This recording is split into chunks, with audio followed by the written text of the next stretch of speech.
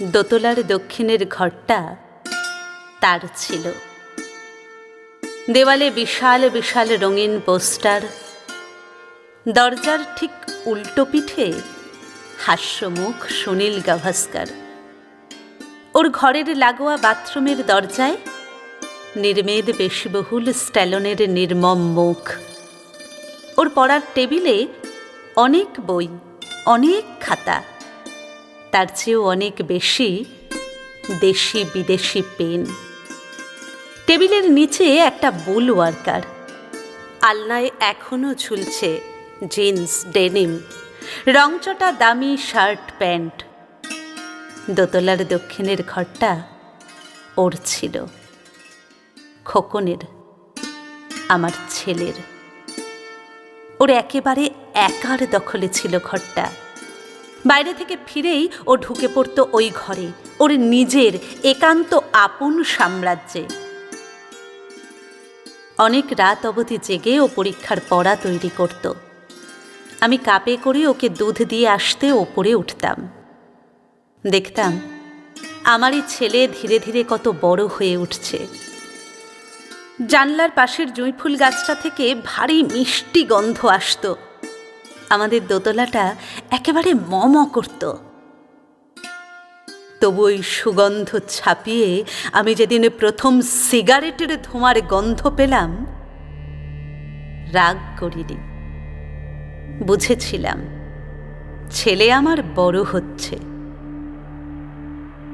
দোতলার দক্ষিণের ঘরটা অনেক দিন বন্ধ পড়ে আছে, খোলা হয় না। শান্ত চলাফেরা নরম চাউনির বুবান আমার অজান্তে, আমাদের অজান্তে কোন ফাঁকে যে অস্থির চঞ্চল বিক্ষিপ্ত হয়ে উঠেছিল আমি বুঝতে পারিনি। অভাব তো তেমন ছিল না সংসারে, তবু দোতলার ওর ওই নিজস্ব ঘর ছেড়ে ও যে কখন বাইরের ধুলো ধোঁয়ায় নিজেকে এমন অন্য চেহারায় সাজিয়ে তুলেছিল আমি টেরই পাইনি। যেদিন বেশি রাতে ঝড় উঠেছিল, দ্রুত পায়ে খোকনের ঘরের জানালা বন্ধ করার জন্য দোতলায় গিয়ে মাতাল হাসনুহানার গন্ধ ডিঙিয়ে আমি পেয়েছিলাম মদের গন্ধ। রাগ করেছি, দুঃখ করেছি, তবু ভেবেছি খোকন বড় হচ্ছে। সংসারে মৃদুমন্দ ছোটখাটো টুকরো খুশি অথবা যন্ত্রণার টানাপোড়েনে আমার দিন গেছে, আমাদের দিন গেছে।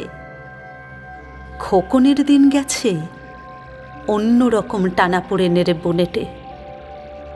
একদিন জিজ্ঞেস করেছিলাম, খোকন তুই এমন পাল্টে যাচ্ছিস কেন? ও চুপ করে অদ্ভুত চোখে আমার দিকে তাকিয়েছিল অনেকক্ষণ। কি ছিল সেই দৃষ্টিতে?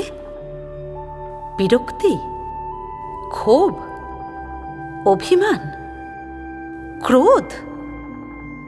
আমি বুঝতে পারিনি। ড্রাগ নেওয়ার আসলে কাহিনীটা ধরা পড়ল তখন, যখন খোকন, আমার খোকন, মায়ের হাত ছেড়ে ড্রাগের হাত ধরে এগিয়ে গেছে অনেকটা অন্ধকারের দিকে।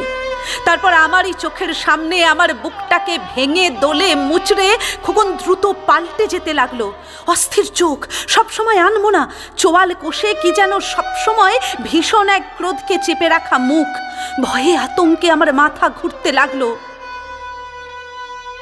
প্রচণ্ড অসুস্থ অপ্রকৃতিস্থ খোকনকে শেষ পর্যন্ত যেতে হলো কল্যাণপুরের অ্যাসাইলামে, পড়শি এবং আত্মীয়দের পরামর্শে।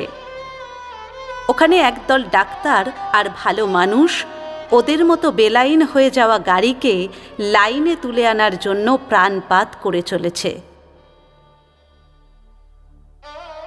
খোকনের ঘরে শেষ যেদিন গেছিলাম, ওর ডায়েরিতে লেখা কয়েকটা লাইন আমাকে চাবুক মেরেছিল। চারপাশের সময়, স্বদেশ সবকিছু নিয়ে ওর তীব্র ঘৃণা, তীব্র ক্ষোভ আগুনের অক্ষরে ধরা ছিল সাদা পাতায়। কাকে অনুসরণ করব? বাবাকে? সামান্য কেরানি তিনি। এত বড় বাড়ি কি করে বানালেন? ফ্রিজ, টিভি, ভিসিআর কি করে কিনলেন? কাকে মেনে চলবো? মাস্টার মশাইকে, যিনি তার প্রাইভেট টিউশনের ছাত্রদের পরীক্ষার সাজেশনের নাম করে প্রশ্ন বলে দেন?